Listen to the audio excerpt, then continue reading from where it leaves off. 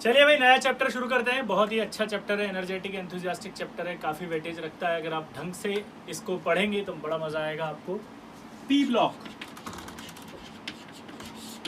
सबसे इंपॉर्टेंट बात है कि मैं यहाँ जब पी ब्लॉक पढ़ाऊंगा तो पी ब्लॉक के अंदर जब हर एक ब्लॉक में पढ़ूंगा तो उसमें जो कुछ बातें आएंगी उन्हें एक्सप्लेन करूंगा। तो एक्सप्लेन करते समय मैं यहाँ पर सारी चीज़ें एक्सप्लेन करूंगा तो केमिकल बॉन्डिंग की कुछ चीज़ें यहाँ इन्वॉल्व होंगी, तो मैं जानबूझ के आपको दोबारा पढ़ाऊंगा।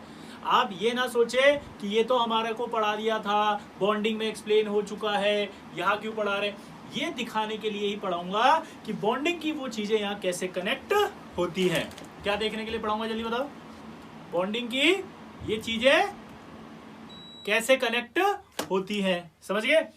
तो बॉन्डिंग की चीजें कैसे कनेक्ट होती, प्लस एक फायदा हो गया आपके लिए, रिवीजन होने लग जाएगा केमिकल बॉन्डिंग का, काफी सारी चीजें आपके कवर अप होंगी। तो प्लीज ध्यान रखिएगा। और कुछ चीजें पीरियोडिक की भी आएंगी, क्योंकि पीरियोडिक भी आएगा, ठीक है। तो आपको मैं इसीलिए यहाँ पर वो सब चीजें एक्सप्लेन करूंगा। तो प्लीज आप ये ना सोचें कि एक तो पी ब्लॉक इतना सारा सर का बचा हुआ है, वो कुछ भी नहीं बचा, वो सब रिवीजन चल रहा है।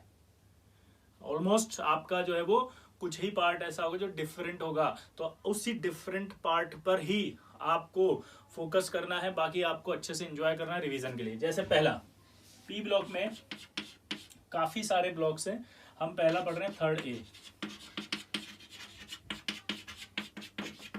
तो इसका होता है बोरोन, एल्यूमिनियम, गैलियम, इंडियम और थेलियम, ठीक है। बी एल गंगवाल इन तलवंडी, ऐसे याद कराया था अपने पीरियोडिक में। कैसे याद किया था? बी एल गंगवाल इन तलवंडी। कैसे याद किया था, जल्दी बताओ। बी एल गंगवाल इन तलवंडी, क्लियर।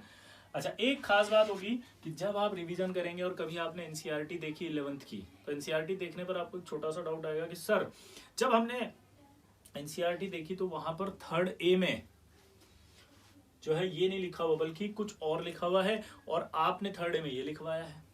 हाँ, वहां पर थर्ड बी वाला जो स्कैंडियम ग्रुप है उसके लिए थर्ड ए लिखा है और इसके लिए थर्ड बी लिखा है।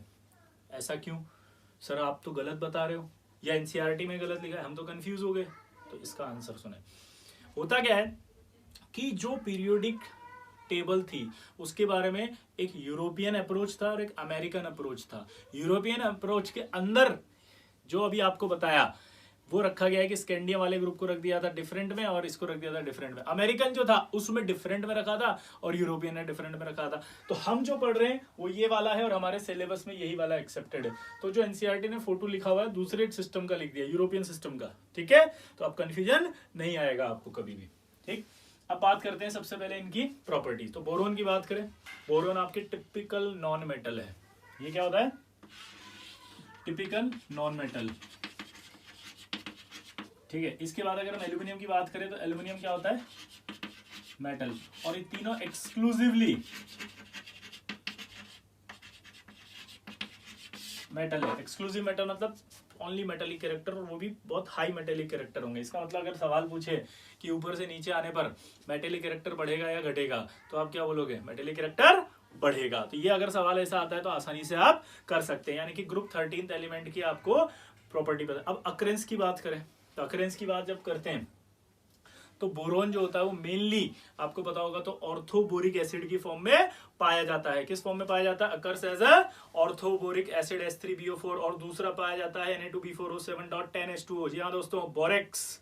टिंकल, मेटलर्जी में डीपीपी दी थी एक, उसके अंदर नाम लिखा था tinkle, tinkle tinkle little star Na2B4O7.10H2O, उसका दूसरा नाम था बोरेक्स। तो अगर आपसे पूछा जाता है कि बोरोन कैसे पाया जाता है नेचर में, अकरेंस बताओ, तो आपको पता है बोरोन आपके मेनली 2 फॉर्म में पाया जाएगा। पहला ऑर्थोबोरिक एसिड यानी कि बोरिक एसिड, और दूसरा बोरेक्स यानी कि टिंकल, ठीक। अब बात आती है एल्यूमिनियम की। अगर हम एल्यूमिनियम की बात करें तो एल्यूमिनियम सबसे ज्यादा पाया जाने वाला मेटल है अर्थ क्रस्ट में। क्या है? सबसे ज्यादा पाया जाने वाला, जी हाँ दोस्तों, सबसे ज्यादा पाया जाने वाला मेटल।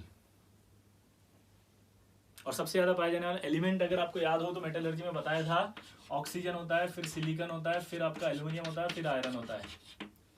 ये करीब 45% पाया जाता है अर्थ क्रस्ट में, ये करीब 27 पाया जाता है, और ये करीब 8.3% पाया जाता है बाय मास। तो अगर आपसे कभी पूछा जाए कि अर्थ क्रस्ट में जो अक्रेंस है उसमें सबसे ज्यादा एलिमेंट जो पाया जाता है वो कौन है? ऑक्सीजन। तो वो है 45% के आसपास। ये 27% सिलिकॉन और 8.3% बाय मास पाया जाता है आपका एल्यूमिनियम। तो मोस्ट अबंडेंट मेटल अगर पूछा जाए तो होगा एल्यूमिनियम, और मोस्ट अबंडेंट एलिमेंट पूछा जाए तो कौन होगा? Oxygen. Third most abundant element है एल्यूमिनियम। और एल्यूमिनियम का जो ओर होगा मेनली वो पाया जाएगा क्रायोलाइट और बॉक्साइट। क्रायोलाइट का फॉर्मूला आप सबको याद है, हमने पढ़ा था मेटलर्जी में, Na3Al(F6), और बॉक्साइट का जो फॉर्मूला होता है वो Al2O3.2H2। तो ये अकरेंस हो गई किसकी? इसकी। इसके अलावा जो बोरोन की बात करते हैं अपन, तो बोरोन के अंदर एक और होता है कार्नाइट। कार्नाइट का फॉर्मूला होता है Na2B4O7.4H2O। तो कार्नाइट की फॉर्म में भी पाया जाता है।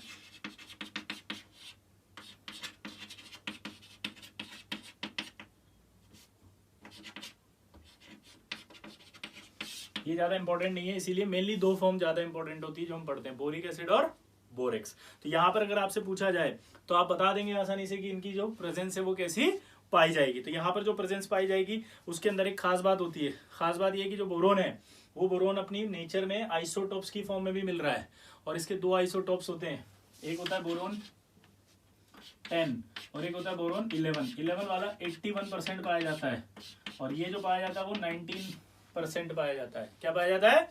19%। ठीक, जल्दी से 2 मिनट दे रहा हूं, आप इसको सबको याद करो फटाफट, वरना आप याद नहीं करोगे। जैसे पी ब्लॉक में एक बात याद रखना भाई, जितना पढ़ा दे उसको हाथों हाथ याद करना है। जल्दी से रिवाइज करो, फटाफट याद करो। इमीडिएट, जल्दी।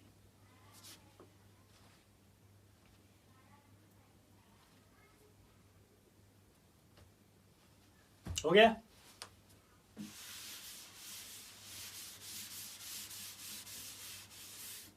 इलेक्ट्रॉनिक कॉन्फ़िगरेशन,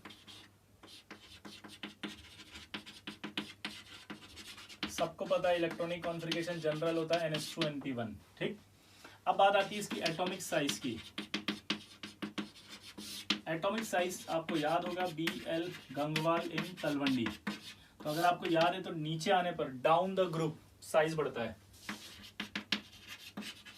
बट एल्यूमिनियम का जो साइज है वो 143 होता है,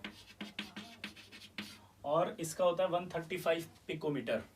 ठीक, रीजन क्या होता है वो आपको सबको हमने पीरियोडिक में बताया था, एक बार और एक्सप्लेन करेंगे यहाँ पे, लेकिन क्योंकि मैंने कहा ना आपका रिवीजन हो जाएगा।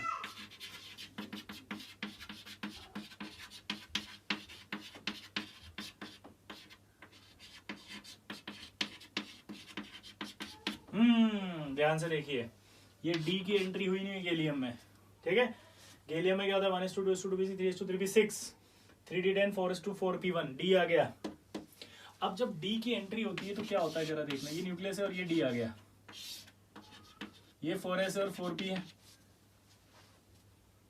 ये आ गया, ये आपका गैलियम है और ये एल्यूमिनियम है।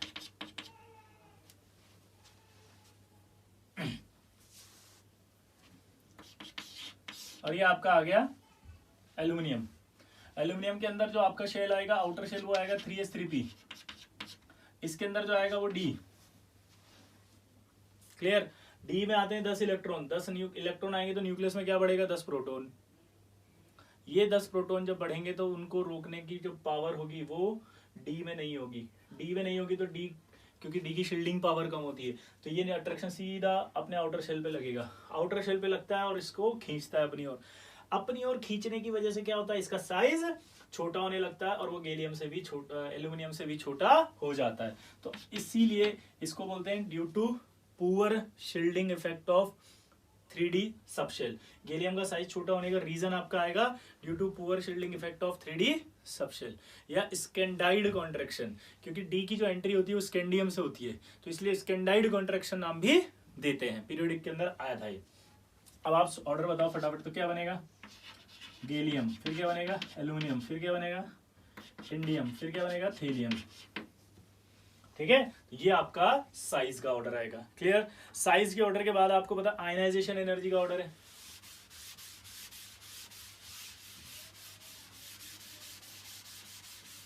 देखो, अब आयनाइजेशन एनर्जी की बात करें तो वैसे तो डिक्रीज होती है डाउन द ग्रुप, लेकिन अगर मैं बोरोन, एल्यूमिनियम, गैलियम, इंडियम और थेलियम की बात करूं तो सोचो, बोरोन, एल्यूमिनियम, गैलियम, इंडियम और थेलियम की बात करें तो बोरोन, एल्यूमिनियम, गैलियम, इंडियम और थेलियम, इनमें नीचे आने पर आयनाइज एनर्जी घटना चाहिए। लेकिन अभी भी बताया कि गैलियम के अंदर डी आ गया था, तो आउटर शेल के इलेक्ट्रॉन को उसने बहुत स्ट्रांगली पकड़ लिया था। स्ट्रांगली पकड़ने की वजह से इसकी आयनाइज एनर्जी बढ़ जाती है, जबकि नीचे आ रही है ठीक, इसकी आयनाइज एनर्जी ज्यादा आएगी। ठीक, प्लस थेलियम का अगर हम 81 होता है एटॉमिक नंबर, थेलियम का कॉन्फ़िगरेशन देखेंगे तो यहाँ 4f आएगा, 5d आएगा, 6s आएगा, 6p1 आएगा, तो यहाँ f भी आ गया। f आने से आयनाइज एनर्जी और बढ़ जाएगी। तो इसका जो ऑर्डर आएगा वो आएगा, सबसे ज्यादा आयनाइज एनर्जी तो बोरोन की होगी, फिर अगर एल्यूमिनियम और गैलियम की बात करें तो गैलियम की होगी, फिर इंडियम और थेलियम की बात करें तो गैलियम और इंडियम में कौन ज्यादा होगा, गैलियम ज्यादा होगा, इंडियम और थेलियम में कौन ज्यादा होगा, ये ज्यादा होगा। अब इसका ओवरऑल अगर बनाएंगे तो हाईएस्ट आयनाइज एनर्जी आएगी बोरोन की, फिर थेलियम, फिर गैलियम, फिर एल्यूमिनियम, फिर इंडियम। अब ये कैसे बना उसको सोचते हैं। बोरोन सबसे छोटा था इसलिए सबसे हाईएस्ट आया। अब दो जगह इफेक्ट आया, एक इसमें और एक इसमें। इसमें 4f की वजह से आया इसलिए ये सेकंड, इसमें 3d की वजह से आया इसलिए ये थर्ड आया ना। लेकिन अब एल्यूमिनियम और इसमें कोई फर्क नहीं पड़ रहा था, इसमें तो कोई फर्क नहीं आया। इसका मतलब एल्यूमिनियम और इंडियम में तो साइज से निकलेगा, तो ये कम रखेगा क्योंकि नीचे आ रही है, इसलिए ये सबसे लास्ट में पहुंचा। तो ये आपका किस्सा हो गया आयनाइजेशन एनर्जी का ऑर्डर। ठीक, इसी बेसिस पे अब इलेक्ट्रोनेगेटिविटी की बात करते हैं तो इलेक्ट्रोनेगेटिविटी का कोई खास ऑर्डर नहीं होता है। क्या बोला मैंने? इसको आपको ऐसे सिंपल लर्न करना है, मतलब ऐसा कोई खास बात नहीं है। देखो ये बी और एल साथ साथ चलेंगे क्योंकि बी तो छोटा रहेगा, छोटा होने की वजह से हमेशा ये तो आगे पहुंचेगा क्योंकि ऑब्वियस सी बात है छोटा साइज है तो इलेक्ट्रोनेगेटिविटी हाई होगी। थेलियम का हमें पता है कि थेलियम के अंदर क्या प्रॉब्लम है, थेलियम में 4f आ जाता है। 4f आगा तो इलेक्ट्रॉन को बहुत स्ट्रांगली खींचेगा अपनी ओर, तो नो डाउट बहुत स्ट्रांगली अगर वो खींचेगा तो ज्यादा होगी। अब ये आपको इंडियम और फिर आपका आता है आपका गैलियम और फिर आता है आपका एल्यूमिनियम। ये ऑर्डर आपको याद हो तो पीरियडिक में लिखते थे कि नीचे आने पर इलेक्ट्रोनेगेटिविटी हमेशा घटती है। एल्यूमिनियम फैमिली में ये ऑर्डर आपका आता है, ये वेरिएशन आपको याद रखना है इसको। ठीक है, ये इंपॉर्टेंट है, कभी भी आज तक सवाल आया नहीं है, अगर आ गया तो गड़बड़ हो जाएगी। क्या बोला मैंने? अगर आ गया तो गड़बड़ हो जाएगी। क्लियर? अब बात आती है आपके फिजिकल प्रॉपर्टीज। तो देखो बोरोन जो होता है वो टिपिकल नॉन मेटल है और इसमें कोई मेटेलिक कैरेक्टर नहीं होगा। ठीक है, दूसरी बात ये हार्ड होता है और ब्लैक कलर सॉलिड होता है, बहुत ज्यादा ब्लैक, मतलब बहुत ज्यादा हार्ड है, एकदम एक्सट्रीमली हार्ड जिसे कहते हैं ना, और ब्लैक कलर सॉलिड है। इसके पास जो है वो मैनी एलोट्रोपिक फॉर्म्स होती हैं और उन सभी एलोट्रोपिक फॉर्म्स के अंदर जो है वो B12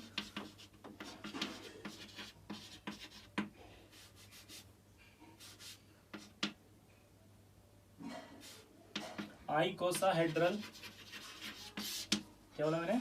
B12 आइकोसाहेड्रल स्ट्रक्चर पाई जाती है सभी एलोट्रोपिक फॉर्म्स के अंदर। अभी आइकोसाहेड्रल स्ट्रक्चर क्या होती है? ऐसी जिसमें 20 फेस होते हैं। क्या बोला मैंने? बताओ, 20 फेस।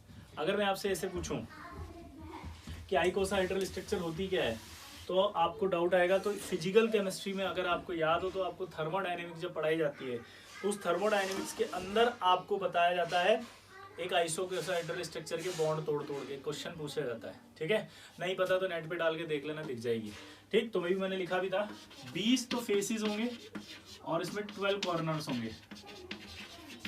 ठीक है, 20 फेसेस होंगे और 12 कॉर्नर। ठीक, तो ये आपकी आइकोसाहेड्रल स्ट्रक्चर होगी और इसका एक सिंपल एग्जांपल होता है alpha rhombohedral structure.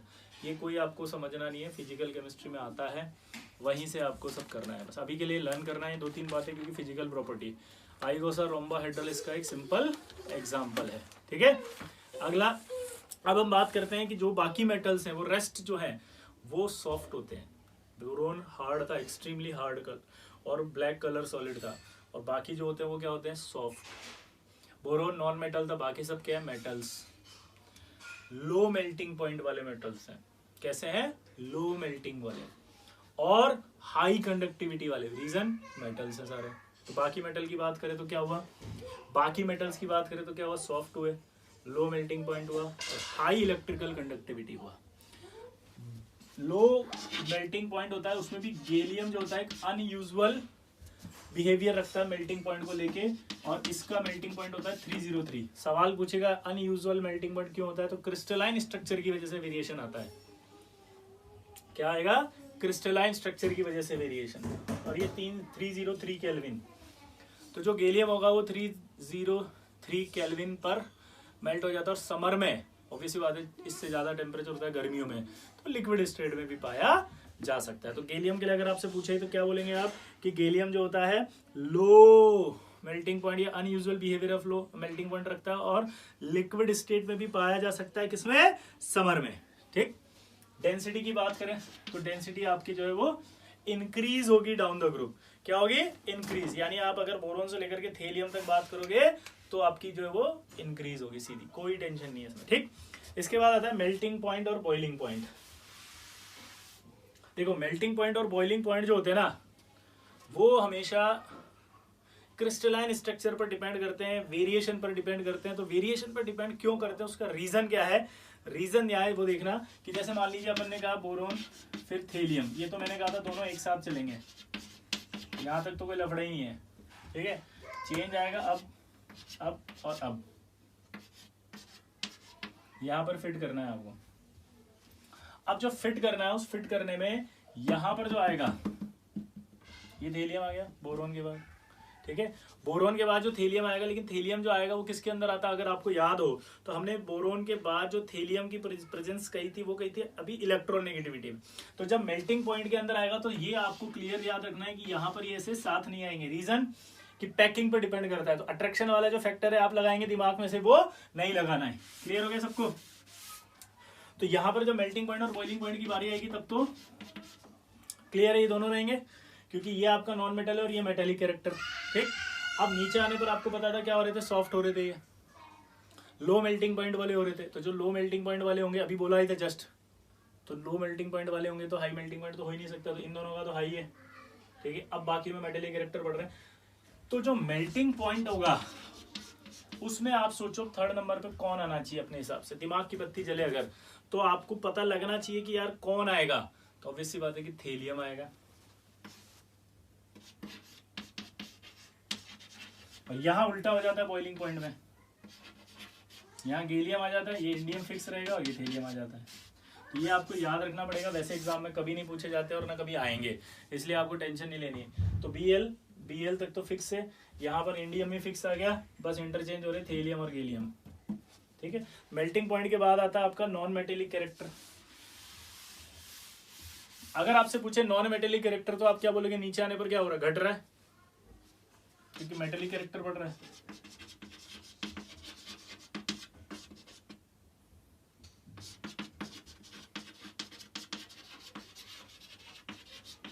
Down the group.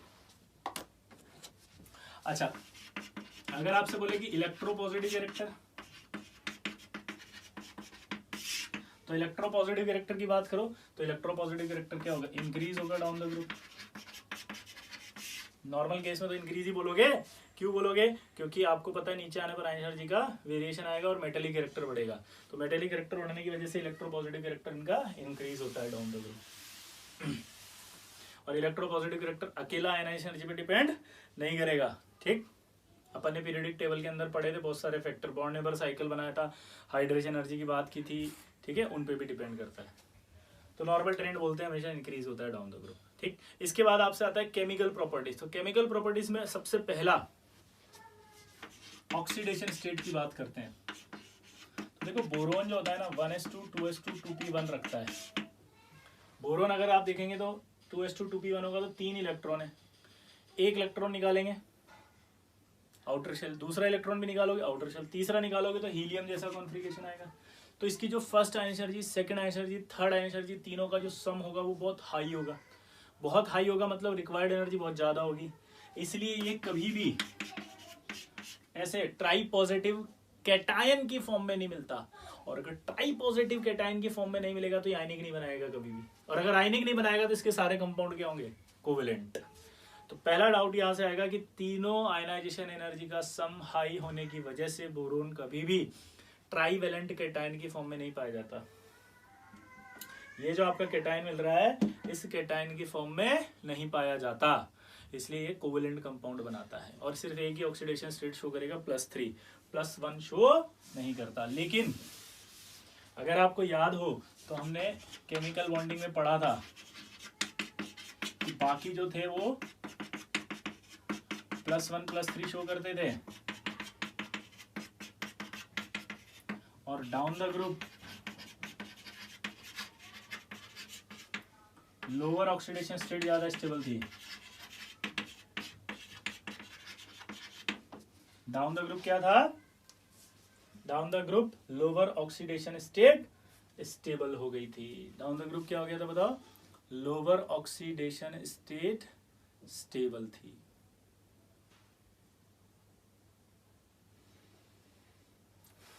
तो अगर आपसे पूछे कि +1 ऑक्सीडेशन स्टेट की स्टेबिलिटी की बात करो तो आप क्या बोलोगे? एल्युमिनियम के बाद फिर गैलियम, इंडियम और थेलियम, ये आएगा। और हमारे पास थेलियम की बात की थी अपन ने, तो थेलियम +1 ज्यादा स्टेबल होता है थेलियम +3 से। तो थेलियम +1 ज्यादा स्टेबल होगा थेलियम +3 से। ठीक, अगला पॉइंट, थेलियम +1 और +3 में से ज्यादा पोलराइजिंग पावर किसकी होगी? सोचो। तो ऑब्वियस सी बात है कि +3 वाले की ज्यादा होगी। पोलराइजिंग पावर अगर +3 वाले की ज्यादा होगी तो कोवेलेंट कैरेक्टर ज्यादा किसके होंगे? +3 वाले के होंगे। तो यानी कि +3 वाले के कोवेलेंट कैरेक्टर ज्यादा होंगे। तो अगर +3 वाले के कोवेलेंट कैरेक्टर अगर ज्यादा होंगे तो +1 वाला क्या होगा? ज्यादा आयनिक। तो अगर सवाल पूछे कि थेलियम +1 वाले कंपाउंड कैसे होते हैं जनरली, तो आप बोलोगे ज्यादा आयनिक होते हैं +3 वालों से। ठीक, इसके बाद आती है बात भाई, इसके लिए इनर्ट पेयर इफेक्ट एक बार देख लेना अगर कोई भी डाउट आ रहा है या समझ में नहीं आ रहा हो तो वहां सब लिखा हुआ था। ये preparation of boron,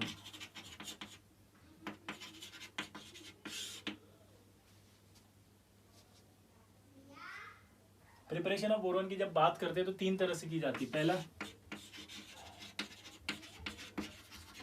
from borax, दूसरा फ्रॉम कोलेमेनाइट, फ्रॉम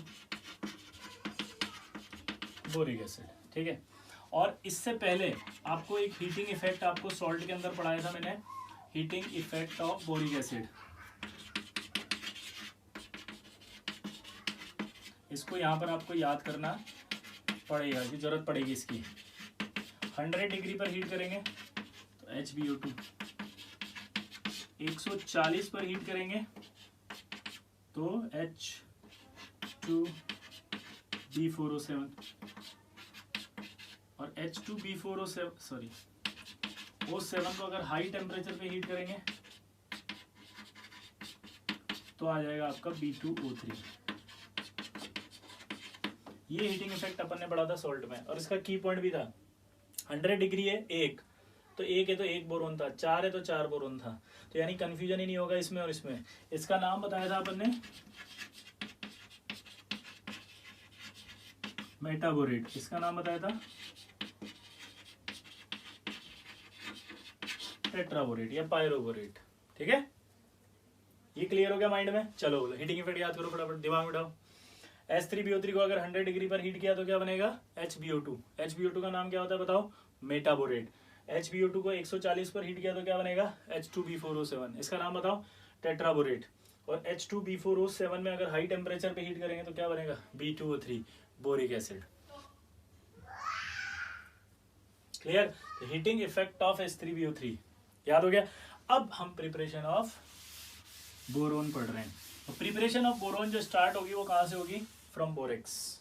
पहला, अब बोरेक्स का जो फॉर्मूला होता है वो होता है Na2B4O7। इसमें अगर हम कंसंट्रेटेड H2SO4 डाल दें तो याद है टेस्ट विद एसिड बताया था मैंने, बोरेट आयन में अगर कंसंट्रेटेड H2SO4 डाला जाए तो बोरिक एसिड बनता है। बोरेट आयन में अगर बोलो कंसंट्रेटेड H2SO4 डाल दिया जाए तो क्या बनता है? Boric acid. तो इसका स्टेप बाय स्टेप चलते हैं अपन। H2B4O7 प्लस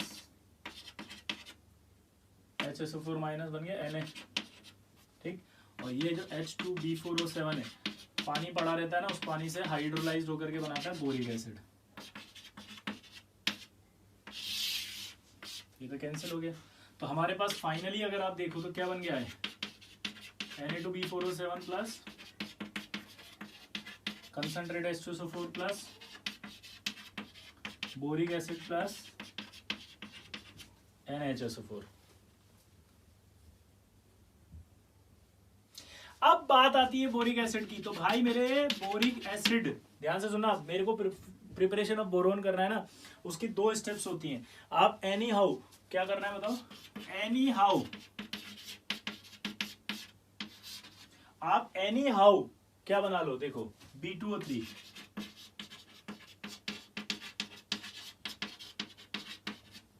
आप एनी हाउ क्या बना दो, B2O3, और फिर आप क्या कर दो, इस B2O3 का रिडक्शन। तो अब देखो, अब आपने क्या करा, बोरेक्स लिया भाई, बोरेक्स में कंसंट्रेट H2SO4 डाल दिया, बोरेक्स में कंसंट्रेट H2SO4 डालती बोरिक एसिड बना। याद करो याद करो, अभी याद हो जाएगा। बोरिक एसिड को हाई टेम्परेचर पे हीट करो, अभी बताया था B2O3 बन जाएगा। और इस B2O3 में लीके काका ने मांगी अलमारी, याद है, मेटलर्जी में बताया था।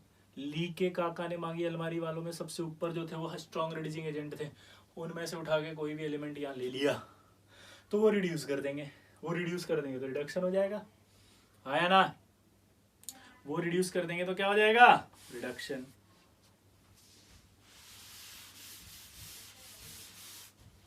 तो देखो क्या होगा, ये B2O3 ला, सबसे पहले तो बोरिक एसिड लो आप, बोरिक एसिड जो बना अपन ने उसको हाई टेम्परेचर पे हीट किया, ये B2O3 आ गया, ठीक है। और इस B2O3 को अब आपने क्या किया,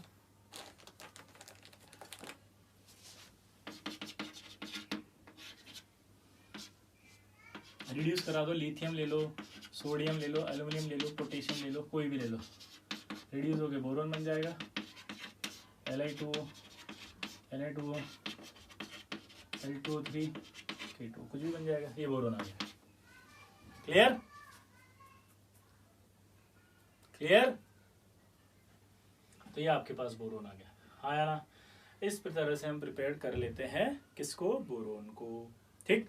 दूसरा आता है कॉलेमनाइट, किससे करवा रहे हैं, कॉलेमनाइट। कॉलेमनाइट का फॉर्मूला क्या होता है बोलो जरा, Ca2B6O11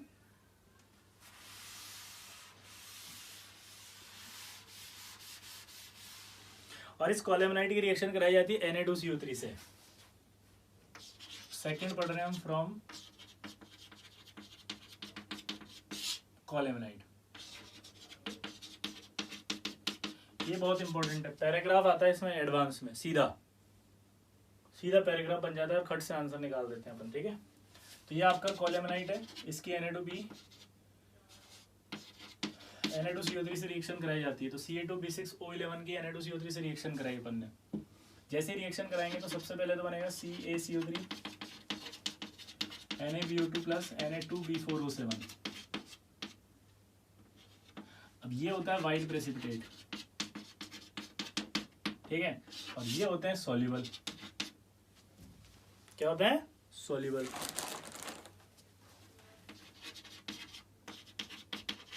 तो जब ऐसी सिचुएशन हो तो इस पूरे को क्या करेंगे, डिसॉल्व इन वाटर,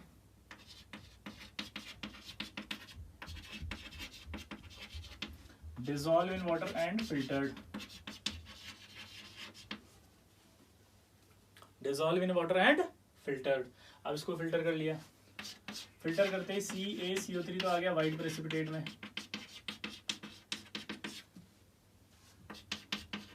और ये आया Na2B4O7 प्लस NaBO2 फिल्ट्रेट में, आया नहीं आया। अब इस फिल्ट्रेट को अपन क्या करते हैं, कूल।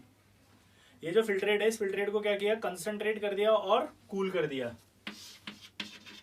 कंसंट्रेट मतलब पानी कम करते जा रहे, कंसंट्रेटेड एंड क्रिस्टलाइज। जब क्रिस्टलाइज करेंगे तो क्रिस्टलाइज करने पर ये जो Na2B4O7 है, ये Na2B4O7 क्या करेगा, क्रिस्टल फॉर्म में बाहर आएगा। Na2B4O7 किस फॉर्म में, क्रिस्टल, और वो क्रिस्टल आपको पता ही है बोरेक्स के क्रिस्टल होते हैं ये, ठीक है। और ये NaBO2 ये रह जाता है फिल्ट्रेट में, ये तो आ गया क्रिस्टल,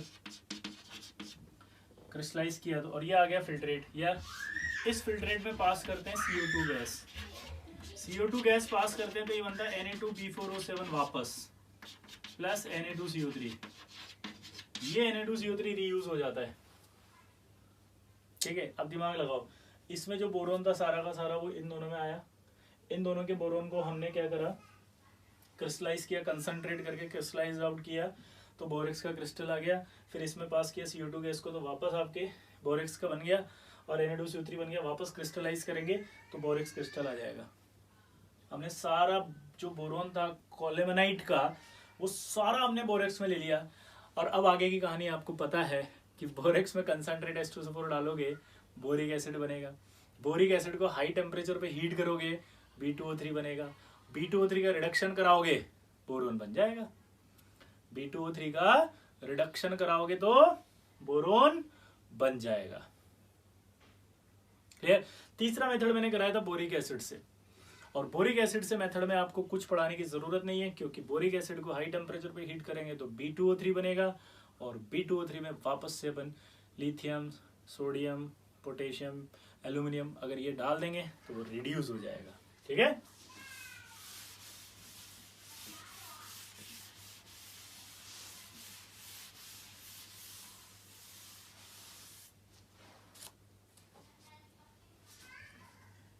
अब देखो आगे, chemical reaction of boron.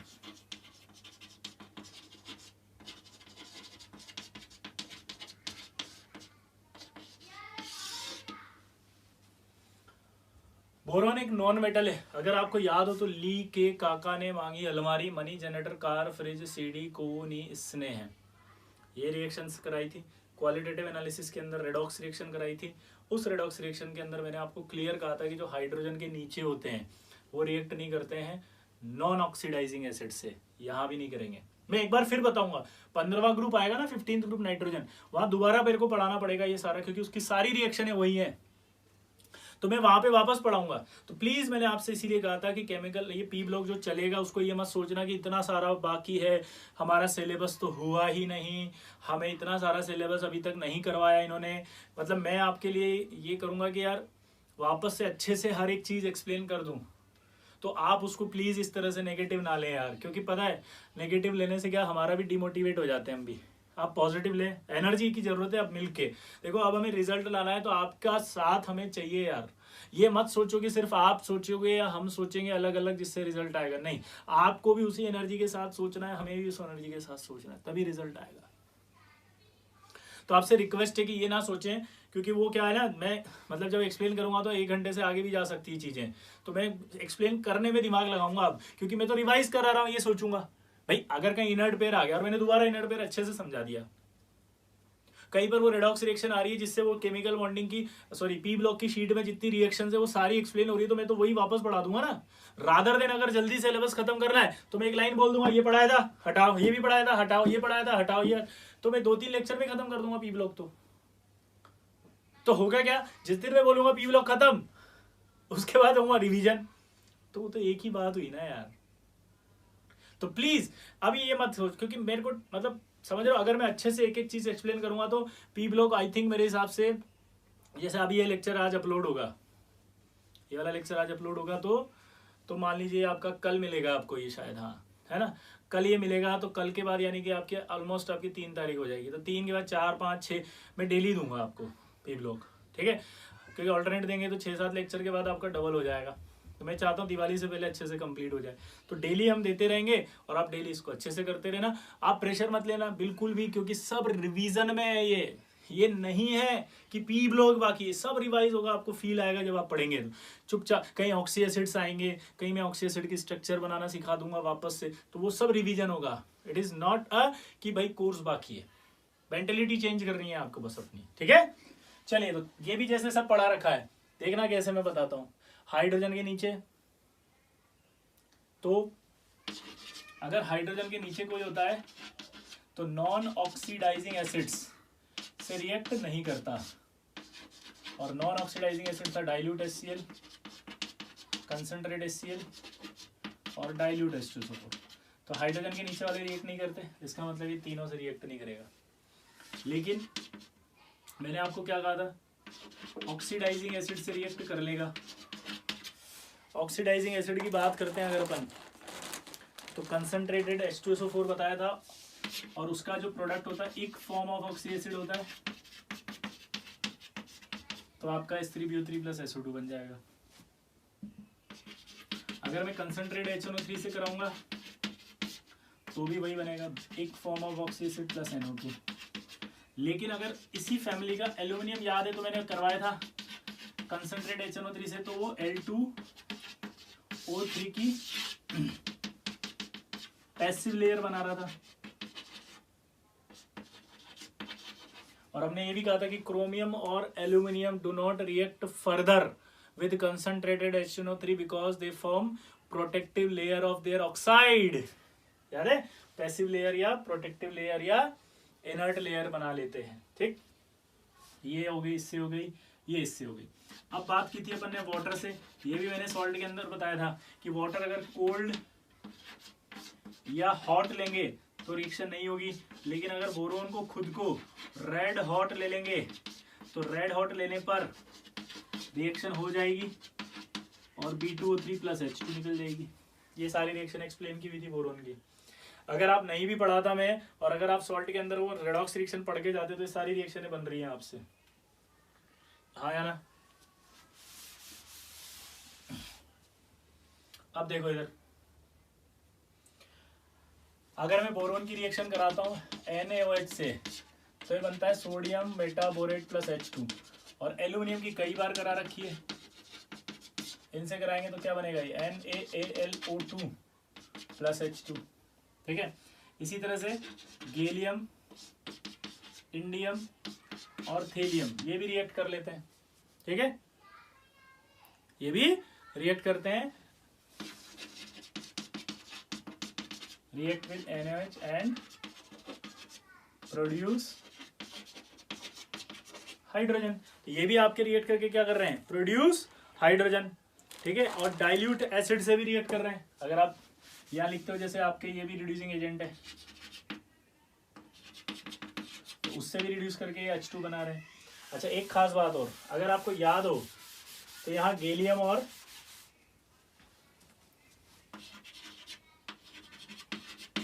Aluminium amphoteric element है। एम्फोटेरिक एलिमेंट है तो एल्यूमिनियम याद करो, एक्सेस ऑफ NaOH से रिएक्ट कर रहा है। तो मेटलर्जी में भी बताया था, कई बार बताया था, ये एल्यूमिनेट बनाता है क्योंकि सॉल्युबल हो जाएगा ये। तो गैलियम भी तो क्या बनाएगा, गैलेट।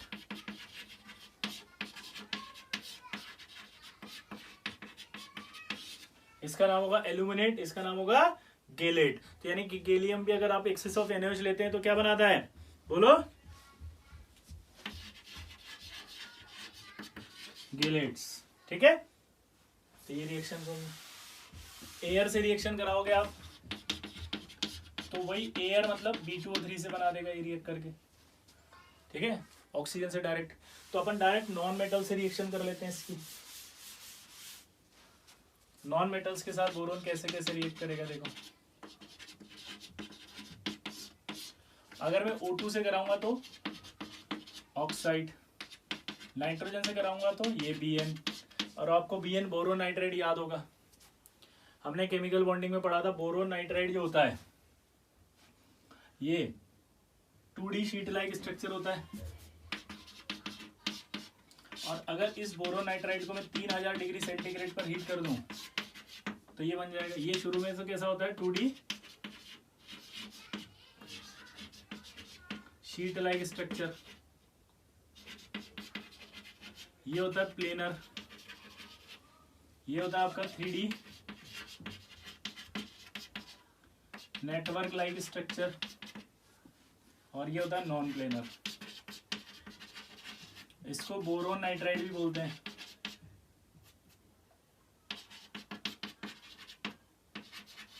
इसको इनऑर्गेनिक ग्रेफाइट भी बोलते हैं।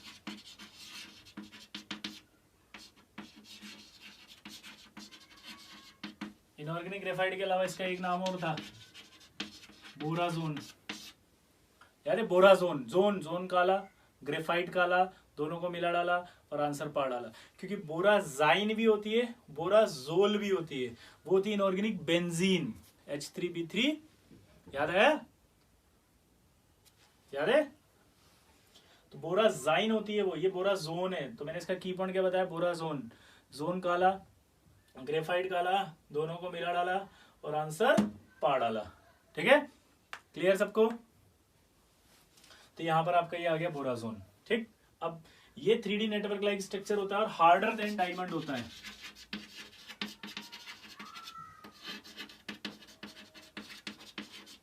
देखो नेचर में अगर आप बात करते हैं तो एक स्केल होता है मॉश स्केल। नेचर में अगर हार्डनेस की बात करें तो सबसे ज्यादा डायमंड पाया जाता है, फिर SiC पाया जाता है और फिर आता है L2O3। L2O3 की भी दो स्ट्रक्चर होती हैं और वो होती है एक अल्फा और एक गामा। गामा जो होती है वो क्रोमेटोग्राफी जो होती है ना उसमें इस्तेमाल की जाती है, क्रोमेटोग्राफी। ठीक है, मेटलर्जी के अंदर आती है क्रोमेटोग्राफी, उसमें इस्तेमाल की जाती है। ठीक है, एड्सॉर्बेंट के तौर पे।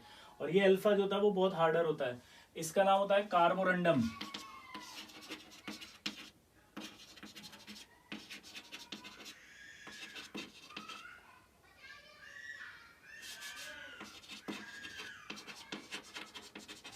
और इसका नाम होता है कोरंडम। दोनों अलग अलग हैं, ध्यान रखना, बहुत इंपॉर्टेंट है। सिलिकॉन कार्बाइड है कार्बोरंडम और L2O3 है कोरंडम। और ये कार्बोरंडम सेकंड हार्डेस्ट मटेरियल है आफ्टर डायमंड। ठीक है, और यहां पर आपका डायमंड सबसे ज्यादा पाया जाता है। इसकी वैल्यू मॉश स्केल में 10 होती है, इसकी 9.5 होती है, इसकी 9 होती है। और ये जो बनाया अभी आपने, ये नेचर में सबसे ज्यादा हार्डेस्ट हो गया। अब सिंथेटिक एलिमेंट है, ये बनाया गया है, ये डायमंड से भी ज्यादा हार्डर है। ये बनाया जा रहा है, क्यों? क्योंकि डायमंड से ज्यादा हार्ड होगा तभी तो डायमंड को काटेगा, डायमंड को काटेंगे तभी तो चमक आएगी रे, चमक आएगी तो बेचेंगे, पैसा कमाएंगे। तो यानी हार्डर देन डायमंड, इसीलिए इसका यूज किया जाता है as a abrasive. Abrasive material किसे कहते हैं? जो कटिंग और पॉलिशिंग में काम आते हैं, उन्हें क्या कहा जाता है? एब्रेसिव। तो ये एब्रेसिव होता है क्योंकि ये यूज किया जाता है डायमंड की कटिंग और पॉलिशिंग में। कहां यूज किया जाता है बताओ? डायमंड की कटिंग और पॉलिशिंग में। ठीक, इसी तरह से बोरोन की रिएक्शन कराओ अगर आप X2 से, तो हेलोजन बनेगी BX3। अगर इसी तरह से आप नाइट्रोजन से कराओ, हो गया ना नाइट्रोजन। इसी तरह से आप अगर किससे कराओ? कार्बन से, तो B4C बनेगा। B4C अगर आपको पता हो तो बोरोन कार्बाइड कहते हैं। बोरोन कार्बाइड जो होता है वो ये बुलेट प्रूफ जैकेट्स बनाने में काम आता है। किसमें? Bullet proof jackets. ठीक, ठीक है। और ये सल्फर से अगर कराएंगे तो B2S3 बोरोन सल्फाइड बनेगा। ठीक, अगर आप मेटल से कराते हैं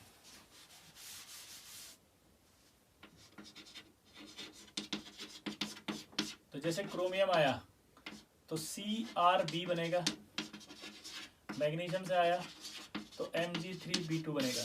इन्हें कहते हैं बोरॉइड्स। और आपको याद हो तो मैंने जब डी ब्लॉक पढ़ाया था उसमें एक लाइन बोली थी कि इंटरस्टिशियल कंपाउंड होते हैं, बोरॉइड्स होते हैं। Some boroids approach to diamond in hardness. Hardness के अंदर वो किसको पहुंच जाते हैं? बोरॉइड्स डायमंड तक पहुंच जाने की कोशिश करते हैं। ठीक है, मतलब काफी ज्यादा हार्डनेस बढ़ जाती है। तो ये बोरोन से रिएक्ट करके मेटल भी क्या बना रहे हैं? बोरॉइड्स। ठीक, तो ये आपके chemical reactions of boron. Clear? अब अगली क्लास में हम पढ़ेंगे क्या? Compounds of boron. ठीक है, चलिए मिलते हैं नेक्स्ट क्लास में। तब तक के लिए टाटा बाय बाय, वेलकम।